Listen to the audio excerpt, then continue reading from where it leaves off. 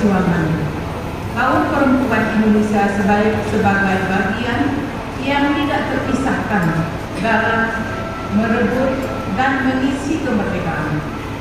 Peringatan Hari Ibu juga dimaksudkan untuk mempertebal semangat persatuan dan kesatuan.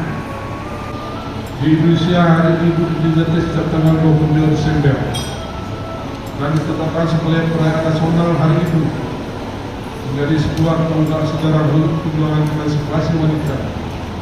Banyak hal yang harus dimaknai dan direnungkan dalam peringatan Hari Ibu.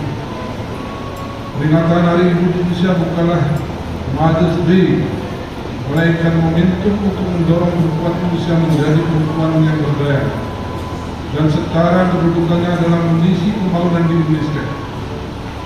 Pemerintah telah menempatkan kaum perempuan sebagai partner dan sumber daya bagi pembangunan. Dengan kata lain, perempuan terintegrasi sepenuhnya dalam gerak pembangunan nasional.